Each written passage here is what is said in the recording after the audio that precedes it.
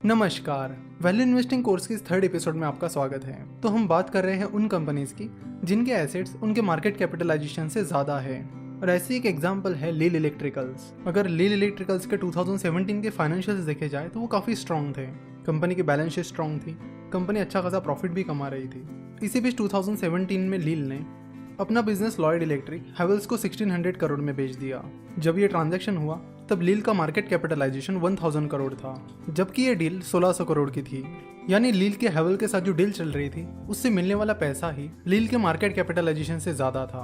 तो लील के पास करीब 400 करोड़ के एसेट्स थे, कंपनी के पास इस डील से मिलने वाली 1600 करोड़ की कैश थी और कंपनी का जो डेट था वो भी बहुत कम था। तो इस तरह इस केस में कंपनी के जो एसेट्स थे उनकी वैल्यू कंपनी के मार्केट कैपिटलाइजेशन से भी ज्यादा थी। इस अपॉर्चुनिटी का फायदा लेने के लिए कई सारे इन्वेस्टर्स ने लील में इन्वेस्ट किया था, जिसमें जाने माने फंड मैनेजर मिस्टर पोरिंजो विलियर भी शामिल थे। जिन लोगों ने लील में इन्वेस्ट किया था उन्होंने उस स्टॉक को अच्छा खासा होल्ड किया, लेकिन धीरे धीरे शेयर की प्राइस बढ़ने की बजाय शेयर की प्राइस गिरने लगी। और फिर जब कंपनी के फाइनेंशियल रिपोर्ट्स पब्लिश हुए तो उसमें इन्वेस्टर्स को पता चला कि कंपनी के प्रमोटर्स ने जो फंड उन्हें हैवेल से मिला था उसे दूसरी कंपनीज में डाइवर्ट कर दिया है। तो हैवेल से मिला हुआ पैसा गायब होने की वजह से बहुत सारे इन्वेस्टर्स ने लील के प्रमोटर्स पर आरोप लगाया कि उन्होंने हैवेल से मिला हुआ फंड डाइवर्ट किया है। कई सारे लोगों ने उसके लिए सेबी के पास कंप्लेंट भी की। इन्वेस्टर्स ने उस कंपनी में इसलिए इन्वेस्ट किया था क्योंकि उन्हें लगा कि जिस दिन बाकी लोगों को इस कंपनी के वर्थ के बारे में पता चलेगा तो कंपनी का मार्केट कैपिटलाइजेशन उसके सही वैल्यूएशन पर आ जाएगा। लेकिन वैसा नहीं हुआ क्योंकि कंपनी में फ्रॉड हो गया और शेयर की प्राइस बढ़ने की बजाय शेयर की प्राइस तेजी से गिरने लगी और 250 पौने 300 की रेंज से फिलहाल अब कंपनी की प्राइस 3 रुपए के करीब है। तो इस केस में कंपनी के प्रमोटर्स के अनइथिकल बिहेवियर की वजह से इन्वेस्टर्स को बहुत भारी नुकसान झेलना पड़ा। इंडिया में कंपनी का मैनेजमेंट एनालिसिस करना काफी इंपॉर्टेंट है, लेकिन ज्यादातर वैल्यूएशन टेक्निक्स में मैनेजमेंट एनालिसिस को ज्यादा इंपॉर्टेंस नहीं दिया जाता क्योंकि इंडिया में अनइथिकल एक्टिविटीज काफी ज्यादा होती है। इसलिए जरूरी है कि आप कंपनी का प्रॉपर मैनेजमेंट एनालिसिस करो और उसके बाद ही अपनी डिसीजन लो।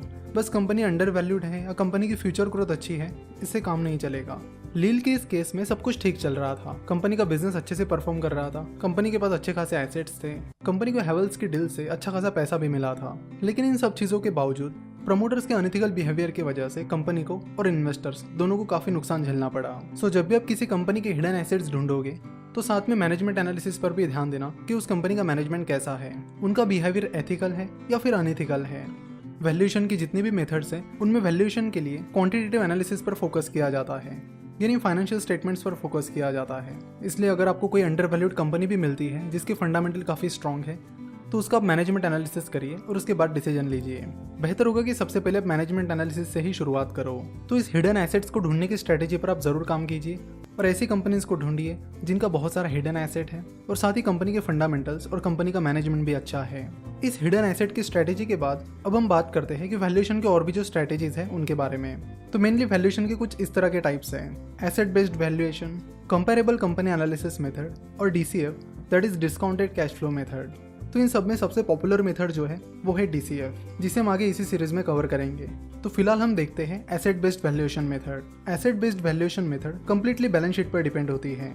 इस मेथड में सबसे पहले बैलेंस शीट पर जो एसेट्स दिए गए हैं उनकी रियल वैल्यू निकाली जाती है, यानी उनकी जो एक्चुअल वैल्यू है उसे निकाला जाता है और फिर एसेट्स की उन एक्चुअल वैल्यू से कंपनी की टोटल लायबिलिटी सब्ट्रैक्ट की जाती है और उसके बाद कंपनी की जो वैल्यू निकल के आएगी अगर वो कंपनी के मार्केट कैपिटलाइजेशन से ज्यादा है तो माना जाएगा कि कंपनी अंडर वैल्यूड है। एसेट बेस्ड वैल्यूएशन मेथड सिर्फ होल्डिंग कंपनी के लिए अप्लाई होती है, वो नॉर्मल कंपनीज के वैल्यूएशन के लिए यूज नहीं की जाती। होल्डिंग कंपनीज उन कंपनीज को कहा जाता है जिनका खुद का कोई ऑपरेशन नहीं होता है, वो बस दूसरी कंपनीज के स्टेक होल्ड करके रखते हैं, यानी दूसरी कंपनीज में हिस्सेदारी खरीद कर रखते हैं। तो जब आप किसी होल्डिंग कंपनी का वैल्यूएशन निकाल रहे हो तब आप इस मेथड को यूज कर सकते हो। ऐसी एक होल्डिंग कंपनी है जिसका नाम है एलसीड इन्वेस्टमेंट, जिस पर हमने एक बार यूट्यूब पर वीडियो भी बनाया था, तो उसकी ही बात कर लेते हैं। एलसीड इन्वेस्टमेंट्स के पास एशियन पेंट्स का 2.95% स्टेक है। अगर आप एशियन पेंट्स के मार्केट कैपिटलाइजेशन की बात करोगे तो एशियन पेंट्स का मार्केट कैपिटलाइजेशन फिलहाल 1,65,000 करोड़ है।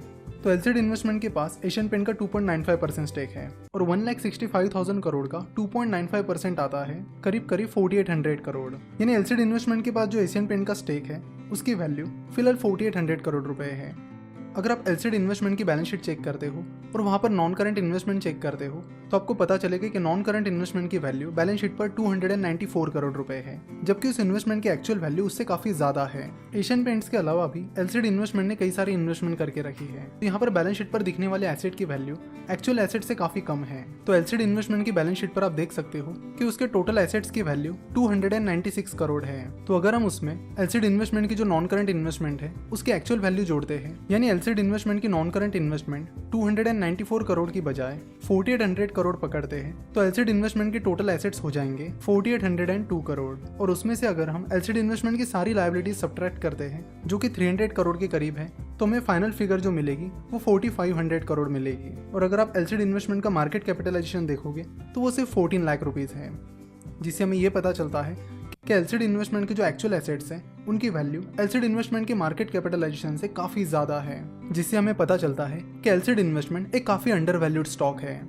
तो फिलहाल एलसीडी इन्वेस्टमेंट के एक शेयर की प्राइस 6 रुपए के करीब चल रही है। एलसीडी इन्वेस्टमेंट के टोटल शेयर्स 2 लाख के करीब हैं और एलसीडी इन्वेस्टमेंट के एक्चुअल एसेट से लायबिलिटी सब्ट्रैक्ट करने के बाद जो वैल्यू आती है वो 4500 करोड़ है। सो अगर कंपनी का वैल्यूएशन 4500 करोड़ माना जाता है तो उस हिसाब से कंपनी के एक शेयर की प्राइस फिलहाल 1.5-2 लाख रुपए होनी चाहिए, जबकि कंपनी की शेयर प्राइस फिलहाल सिर्फ 6 रुपए है। अब एलसीडी इन्वेस्टमेंट के केस में ऐसा हुआ है कि इन्वेस्टर्स को भी पता है कि कंपनी के शेयर प्राइस की वैल्यू ज्यादा है, इसलिए वो शेयर बेच नहीं रहे हैं, जिसकी वजह से ये स्टॉक एक्टिवली ट्रेड नहीं हो रहा है। जिसके चलते अगर आपको पता भी है कि ये कंपनी अंडर वैल्यूड है, उसके बाद भी आप इस कंपनी में इन्वेस्ट नहीं कर सकते, क्योंकि कंपनी के इन्वेस्टर्स फिलहाल अपने शेयर नहीं बेच रहे हैं। सो अगर वो बेचते हैं तो आप जरूर इस कंपनी को खरीद सकते हो, क्योंकि एक बहुत ही ज्यादा अंडर वैल्यूड स्टॉक है। तो एसेट बेस्ड वैल्यूएशन निकालने के लिए आपको उन एसेट्स के एक्चुअल वैल्यू निकालनी पड़ेगी। पर्टिकुलरली कंपनी की जो इन्वेस्टमेंट है उसके एक्चुअल वैल्यू क्या चल रही है ये आपको पता करना होगा।